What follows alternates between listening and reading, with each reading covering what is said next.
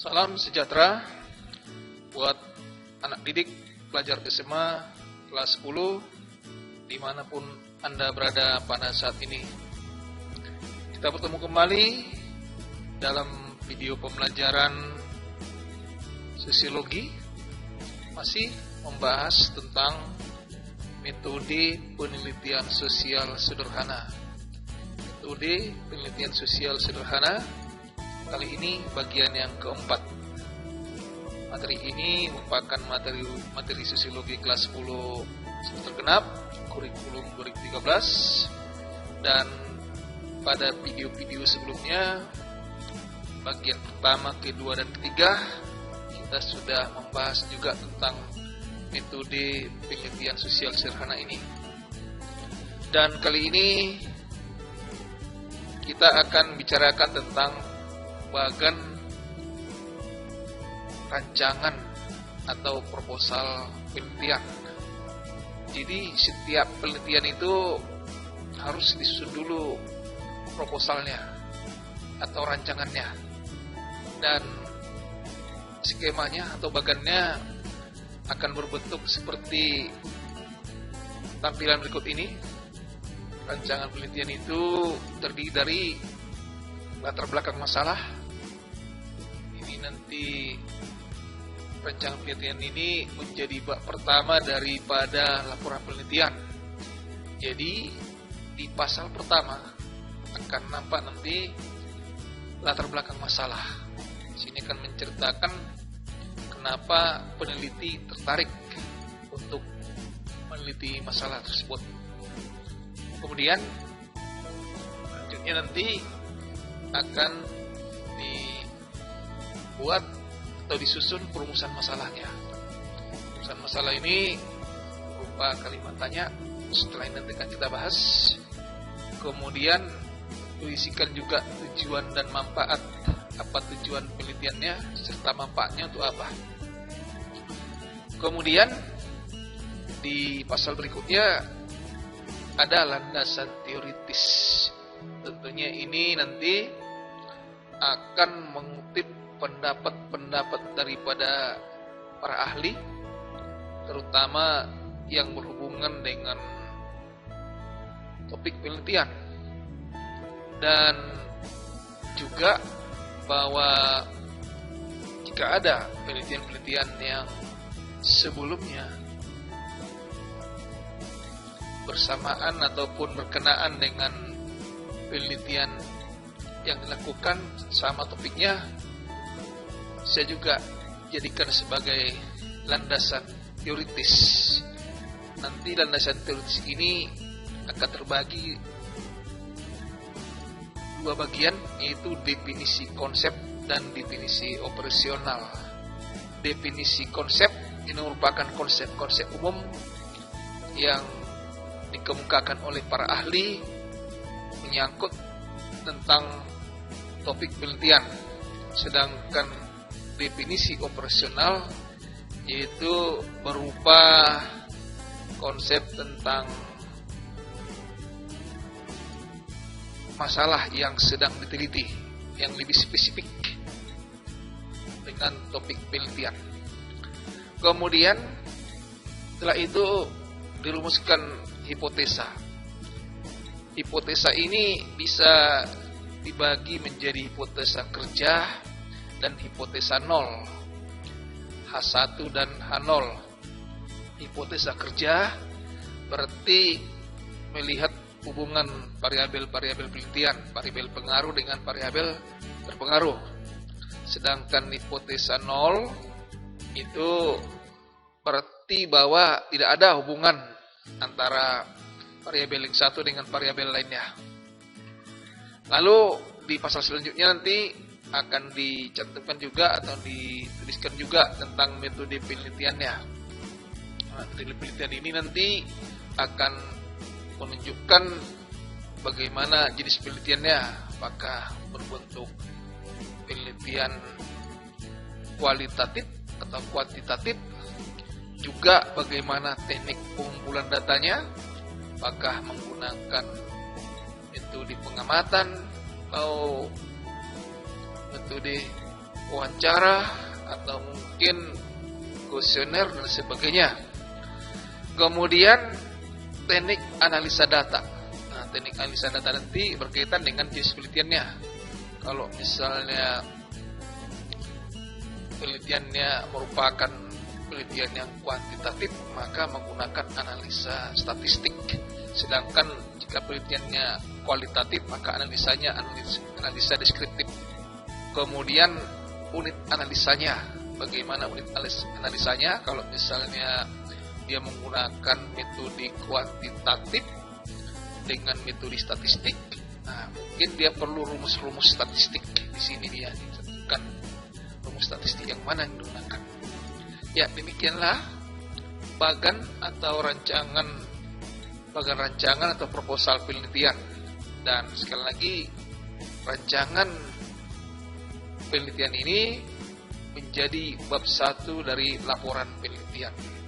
Dan tentunya rancangan ini harus disusun sedemikian rupa dengan terstruktur sistematis dan dapat dipertanggungjawabkan secara ilmiah, karena ini merupakan langkah awal dalam melakukan penelitian.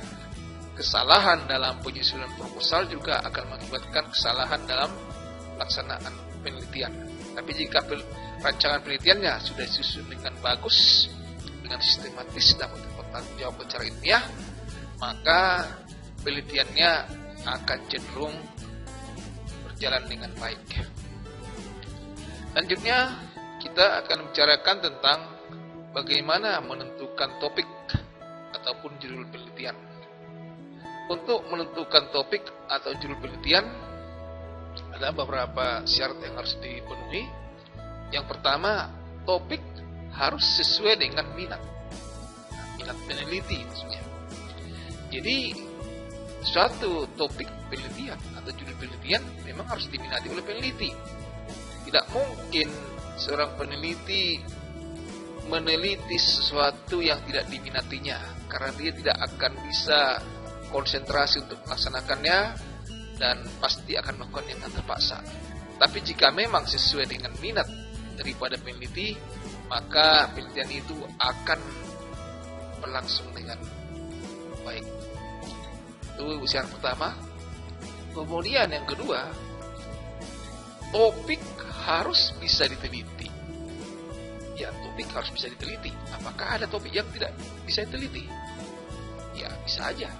Dan maksud daripada topik yang bisa diteliti ini adalah yang pertama, peneliti mampu melakukannya.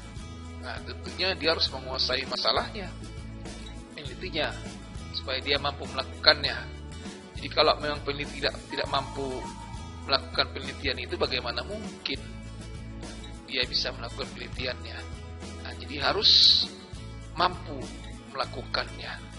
Kemudian yang kedua, datanya tersedia.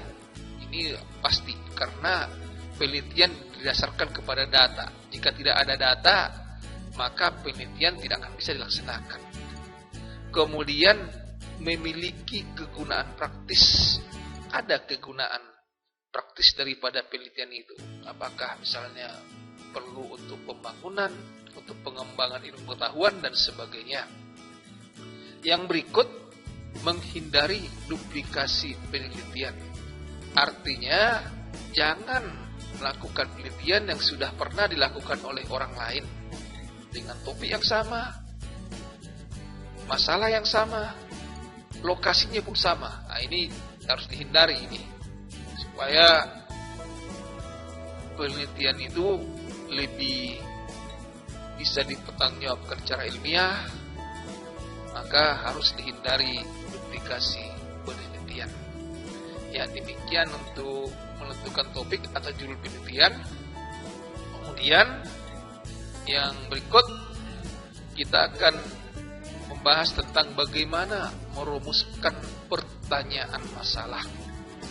Merumuskan pertanyaan masalah. Jadi ini perlu didalami, karena banyak peneliti kurang memahami tentang bagaimana merumuskan masalah ini, terutama peneliti pemula. Banyak yang beranggapan bahwa merumuskan pertanyaan masalah itu harus dilakukan dengan suatu narasi yang panjang, bertele-tele, tidak perlu. Tapi bagaimana sebaiknya merumuskan pertanyaan masalah? Ada beberapa syarat yang harus dipenuhi, antara lain sebagai berikut. Pertama, dapat dibuat dalam bentuk kalimat tanya. Nah, jadi dapat dibuat dalam bentuk kalimat tanya. Suatu kalimat tanya harus ada juga tentunya kata tanya di situ. Misalnya bagaimana, sebagaimana, sejauh mana, dan sebagainya. Kemudian menggambarkan variabel yang akan diteliti. Jadi variabel yang akan diteliti itu harus nampak di dalam rumusan masalah. Kemudian pertanyaan dibuat dalam bentuk tertulis. Ini sudah pasti, karena rumusan masalah ini nanti akan dicantumkan di dalam proposal penelitian dan juga laporan penelitian. Jadi harus dibuat dalam bentuk tertulis. Kemudian dengan demikian sehingga perlu diperhatikan beberapa hal berikut. Yang pertama, gunakan bahasa yang mudah dipahami. Jadi tidak perlu menuliskan kata-kata yang bertele-tele sehingga sulit dipahami. Cukup ringkas saja. Kemudian pilih kata yang mengandung arti sama. Maksudnya bahwa kata-kata ini tidak mengandung arti yang banyak atau yang bikin interpretasi bermacam-macam, tetapi harus menjadi satu kata yang dipahami bersama. Kemudian pergunakan kalimat pendek. Nah, ini masukkan tadi, jangan menggunakan kalimat yang bertele-tele, tapi pergunakan kalimat pendek. Jadi contoh perumusan masalah di sini bisa kita lihat di sini, tuliskan bagaimanakah pengaruh kondisi sosial ekonomi orang tua siswa yang berbeda terhadap prestasi belajar. Ini satu contoh perumusan masalah. Jadi hanya satu kalimat tanya yang dimulai dengan kata tanya bagaimanakah dan diakhiri dengan tanda tanya. Kalau kita analisa terhadap syarat-syarat ini, di sini dikatakan dapat dibuat dalam bentuk kalimat tanya. Nah, ini sudah jelas. Ini satu kalimat tanya, dimulai dengan kata bagaimanakah dan diakhiri dengan tanda baca tanya. Kemudian menggunakan variabel yang akan diteliti. Nah, di sini ada dua variabel, yaitu pengaruh kondisi sosial ekonomi orang tua siswa yang berbeda. Ini satu variabel, pengaruh kondisi sosial ekonomi orang tua siswa yang berbeda. Ini satu variabel, dan satu variabel lagi prestasi belajar. Nah, jadi variabel yang diteliti sudah nampak di sini. Satu variabel pengaruh, yaitu pengaruh kondisi sosial ekonomi orang tua siswa yang berbeda. Kemudian variabel terpengaruhnya adalah prestasi belajar. Kemudian pertanyaan dibuat dalam bentuk tertulis, ini sudah jelas tertulis. Kemudian kalau kita lihat syarat-syarat ini, gunakan bahasa yang mudah dipahami. Ya, ini sudah mudah dipahami ini karena menggunakan bahasa-bahasa yang umum. Pengaruh kondisi sosial ekonomi orang tua siswa, semua bisa memahami yang berbeda terhadap prestasi belajar. Kemudian pilih kata yang mengandung arti sama. Ya, siapapun akan bisa memahami ini, bahwa apa artinya ini. Kondisi sosial ekonomi orang tua siswa yang berbeda. Jadi bahwa setiap orang yang baca ini sudah memahami bahwa kondisi sosial ekonomi orang tua siswa itu tidak sama, pasti berbeda-beda. Kemudian pada variabel berikutnya terhadap prestasi belajar. Semua orang memahami prestasi belajar. Jadi penggunaan kata-katanya sudah menggunakan arti yang dipahami semua orang. Kemudian pergunakan kalimat pendek. Nah, ini sudah merupakan kalimat yang relatif pendek, tidak terlalu panjang, tidak bertele-tele, hanya ada beberapa kata dan satu kalimat. Nah, Jadi ini satu kalimat yang pendek. Ya, inilah contoh bagaimana merumuskan pertanyaan masalah. Dan masih banyak lagi dari unsur-unsur atau struktur penelitian ini yang mau kita bahas dalam video-video selanjutnya. Akan kita lihat bagaimana menentukan sampel dan bagaimana menganalisa data dan sebagainya.